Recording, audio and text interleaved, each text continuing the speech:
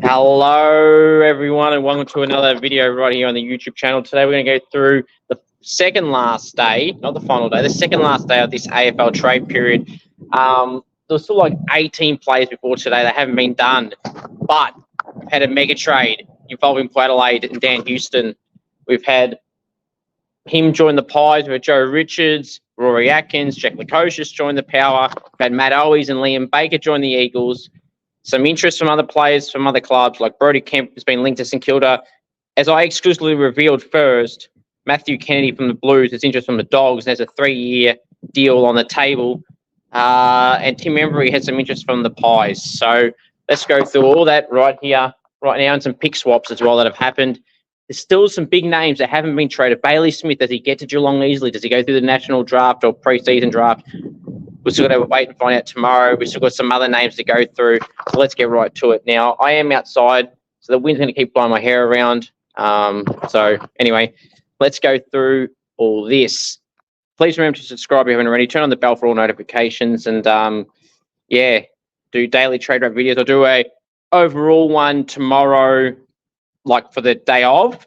And then the day after or the day after that, I'll do a full trade recap of every picks, club by club, their picks and what they'll have, etc.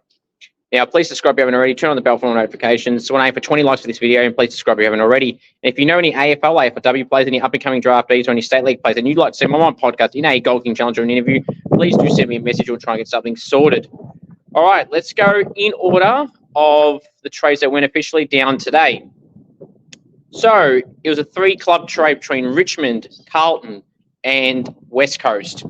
So West Coast received Matt Owies and Liam Baker, along with picks 12 and 73. Carlton get pick 3, 63 and 68, and Richmond get pick 14. So overall, people are getting so upset. West Coast fans are getting so triggered over this. Yes, they're giving up pick 3. They slid back 9 picks, but in the deep first round draft, you could potentially get who you want at 3 at 12.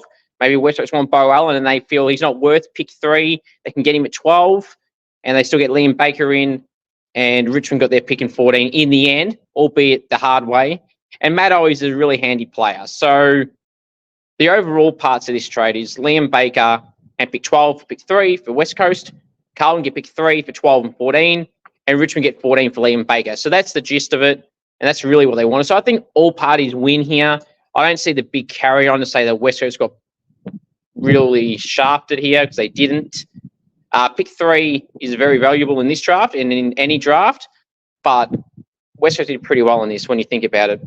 And Richmond get 14 for Baker. You can argue that Baker's not worth 14 personally. I think he's worth a pick in the 20s, but we knew this is what Richmond wanted, and Richmond got it. Now, the next trade might seem not as significant, but it could mean a lot more things to come. St Kilda and Brisbane did a pick swap. Brisbane got Saints pick 27, but St Kilda got given from Brisbane picks 32 and 45. Now, for Brisbane, people say, oh, why? They're losing points. Maybe that's going to be on-traded somewhere else. Maybe it might be involved with Melbourne and Harry Sharp, and you just don't know what it could involve. Maybe, hypothetically speaking, Brisbane will give up 27 and Sharp for a future second off Melbourne. Like, you just don't know what that will mean. But for the Saints, I really enjoy this as a Saints fan. 32 and 45, they'll basically be saying they want to essentially give the Bulldogs 32 and get Jack McRae and 45 for 27 overall in their grand scheme of things. And maybe 45 they can pass on to Carlton for Brodie Kemp. Well, we'll just have to wait and see there. So as this will help unlock Jack McRae to St Kilda tomorrow, I'm really happy with that move from the Saints. And Brisbane, there has to be a reason behind it, because they lose their points for Ashcroft and Marshall through this specific trade. Now, the mega trade that officially happened today, just literally about 20 minutes ago. It involves Port Adelaide, it involves Gold Coast and Collingwood. The mega trade. Dan Houston has officially joined the Collingwood Football Club with pick 58. So I'm just going to go through what each club's gotten and what they've taken out to make this sound a little bit more easier for you all. So Collingwood got Dan Houston along with a future first rounder, picks 39 and 58. They lost, they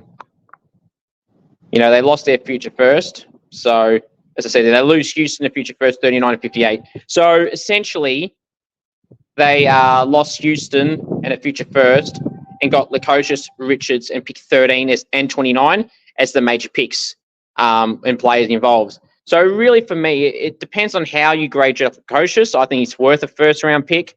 So you add he with pick 13, which is very valuable in this year's draft as well. Got to keep that in mind. They lose Houston in the future first. So really, 13 for the future first, which is a win, and Dan Houston for Lukosius. Yes, Houston's a better player, but they got picks in the 20s as well, 29 and 36 on top of that. And Rory Atkins is a very handy halfback winger if need be. So I get the frustration there, but you get 29 and 36 with Lukosius and use that as the Houston replacement from a trade point of view overall. So it's not too bad. Sure, Port could have got better, but honestly, that's not that bad. So Port Adelaide, done not too bad. Collingwood, they get Dan Houston with pick 58. They lose Joe Richards, John Noble, a future first, and pick 36. So I feel like Collingwood have given up a little bit more than they want. Depends, again, how you rate John Noble and Joe Richards. They get the man Dan Houston, which could have been for 2 first-round picks. So I guess they gave up future first and the 2 players and 36, which is a late second-rounder. So Collingwood didn't do too bad. They get 58, which is nothing, essentially. But, you know, they get their man Dan Houston. You know, Carlton were linked. He could have linked at one point. The Bulldogs, North Melbourne really wanted him. He could have even stayed at Port. But Dan Houston is officially a Collingwood player, and I know a lot of Pisons will be up and about that. And Dan Houston is a very, very good addition for the Collingwood Football Club. So great addition there for the Pies. I was going to say Port, but Collingwood. Collingwood get Dan Houston. Sorry, Port fans. Gee, I can't speak. Apologies.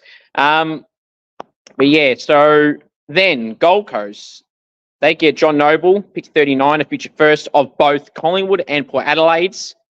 They give up Lukosius, Atkins, 13, 29, and 50. 13 was going to get chewed up through the Lombard bids. 29 was probably going to get chewed up as well. So essentially, they got 2 future firsts for Lukosius and pick 13. 13 had to go out, as I said. So really, depending on where those future firsts of Port Adelaide's and Collingwood land, let's say they're both around 8 on the ladder, that could be 2 picks around 10 to 12 range. So Gold Coast did pretty well, if you ask me there. John Noble can be a very handy addition off half-back who's run and carry. So, yeah, look, and Rory Atkins, you know, they use him as a depth option. Wasn't getting the game, so it is what it is. But I don't mind Rory Atkins. But overall, I think all teams should be happy with what they got, despite what Port fans and Kane Corns think. I think Port Adelaide did all right out of this, as did the Pies and the Suns. Now, obviously, Dan Rioli, apparently that's going to get done for pick 6 and 23, and some later picks go in the Suns' favour.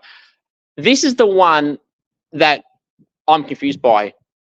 Gold Coast probably don't need to get rid of pick 6 in terms of because of an academy. Lombard's bid will probably be after 6. So if they're worried about that, they could have actually tried to get something good out of it. I know they got future first in this other trade for Collingwood and Port, but don't just give Richmond handouts for nothing. But that's what they're going to do apparently. So hopefully whatever they're getting back is like a future second at least. Otherwise, this makes 0 sense, and even then, that wouldn't make sense unless they're getting a cumulative of picks in the second round or something like that, or a late first or something like that, like a future first of some other club.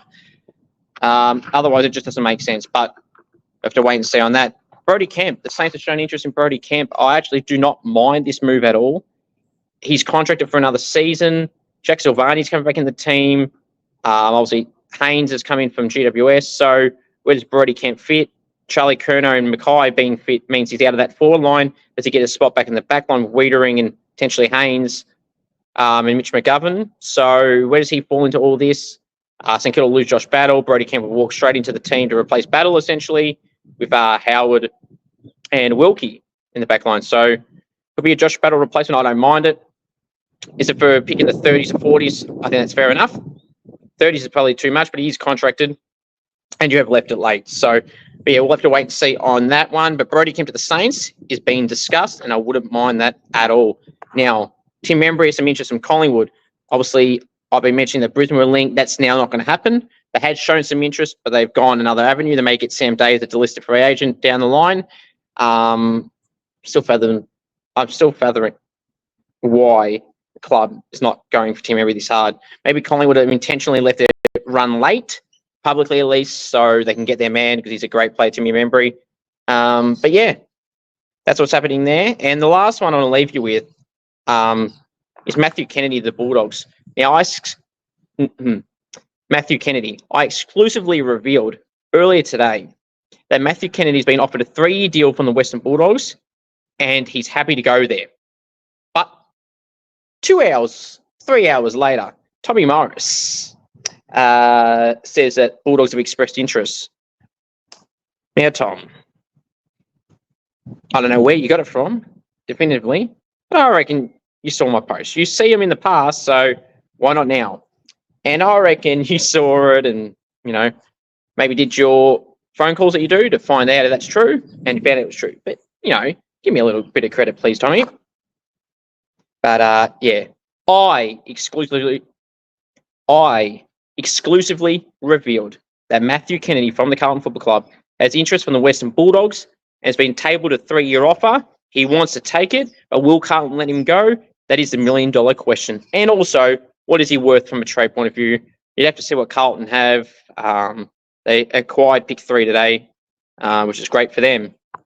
So, yeah, we'll have to see what happens there. They're the official trades today. Tomorrow's the last day. Trades can't start until 2:30 p.m. Victorian time tomorrow, and it's at 7:30 Victorian time. So we'll have to wait and see there how it transpires. Thank you all for watching this video. Tomorrow, the last day, you're going to see non-stop action from myself with posts, videos, etc. So look forward to tomorrow's recap video of the last day. Then the day or two after, I'll do a full trade recap video. Thank you all. Please subscribe if you haven't already. And come on, Saints, get Brodie Kemp, get Jack McRae, and keep pick 7 and 8 unless you're going to go up the board or slide back a little bit. Then we did well. Go Saints.